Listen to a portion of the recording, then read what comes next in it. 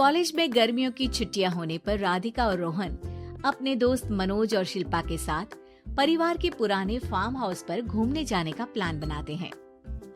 Guys, तुम दोनों को वो फार्म हाउस बहुत पसंद आएगा। बचपन से ही वो मेरी और रोहन की सबसे पसंदीदा जगह रही है। पर मैंने तो इतने सालों में तुम्हारे मुंह से कभी फार्म हाउस का नाम तक नहीं सुना।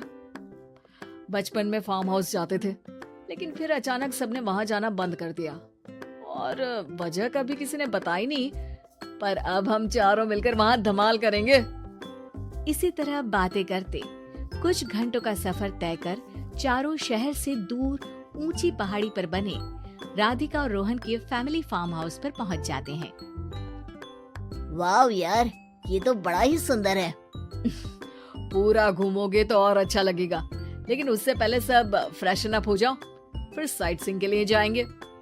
राधिका और रोहन अपने अपने कमरे में चले जाते हैं, लेकिन मनोज और शिल्पा घर में घूमने लगते हैं, जहां शिल्पा की टक्कर हॉल के बीचों बीच रखी एक पुरानी लकड़ी की कुर्सी से होती है। आह, लग गई रे माता, इस कुर्सी को बीच में किसने रखा हुआ है? अरे तेरे स्वागत के लिए भूत ने रखा होगा। ओए, तुझे बहुत हंसी आ रही है। जब खुद टकराएगा तो पता चलेगा। हाँ ठीक है, पर अभी तो तू इसे साइड में रख दे। शिल्पा कुर्सी को एक कोने में रख देती है और वो दोनों भी अपने कमरे में चले जाते हैं, जिसकी थोड़ी देर बाद चारों बाहर घूमने निकल जाते हैं। इसी तरह रात हो जाती है। फार्म हाउस में वापस आकर वे लोग सीधा सोने चले जाते हैं।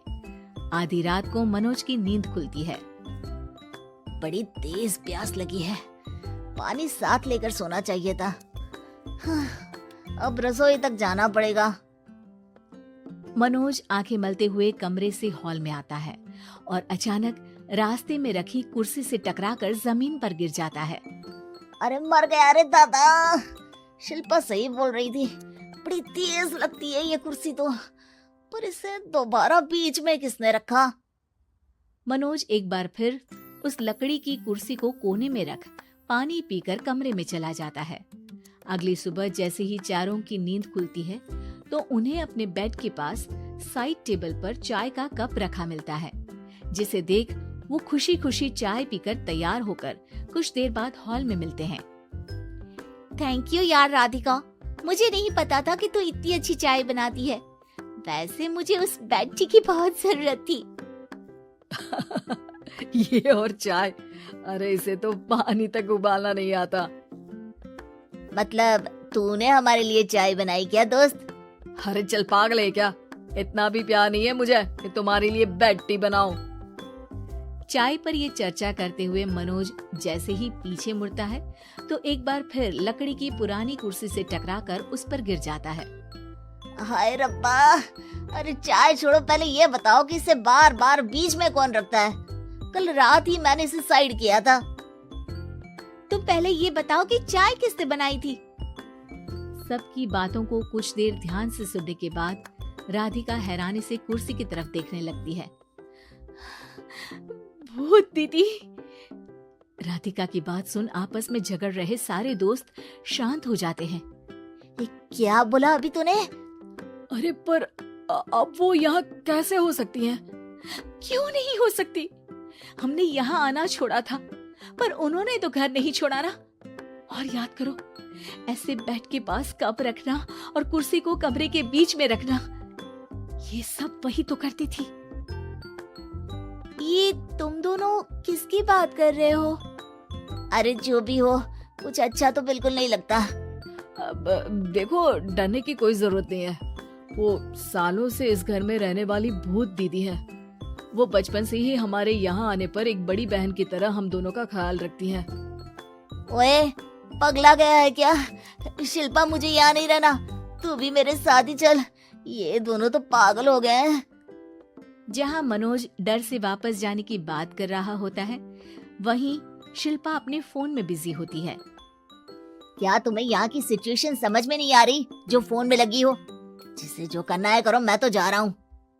मनोज हड़बड़ाहट में अपने कमरे की तरफ जाता है, जिसके साथ राधिका और मोहन भी उसे रोकने के लिए पीछे पीछे जाते हैं, लेकिन शिल्पा वो तो अभी भी फोन में लगी रहती है। कुछ देर बाद जब वो तीनों दोबारा हॉल में वापस आते हैं तो शिल्पा को सबके पैक्ड बैग्स के साथ देखकर हैरान रह जाते हैं। ये सब क्या है शिल्पा? यहाँ हम इसे समझा रहे हैं और तुम हमारे बैग्स भी पैक कर कर लेकर आई।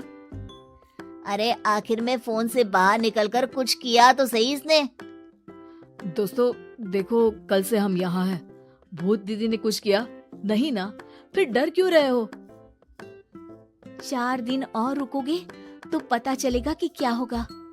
मतलब? इस पर शिल्पा उन तीनों को फार्म हाउस से बाहर लाकर फोन में पुरानी न्यूज का आर्टिकल दिखाती है।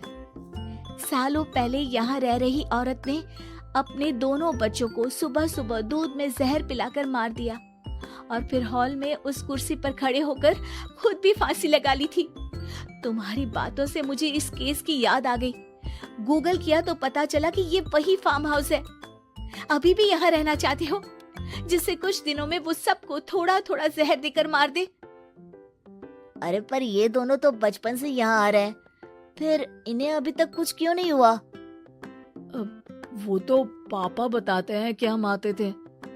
हाँ, और मुझे भी एक बार का ही याद है। वाह, और कहानियां तो ऐसे सुना रहे थे जैसे सदियों से यहीं रहते हो।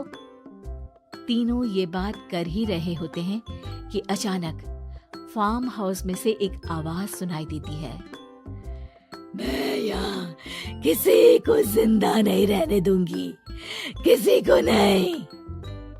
बस ये सुनने की देर ही होती है कि चारों डर से कांपते हुए तुरंत कार में बैठकर वहां से भाग जाते हैं।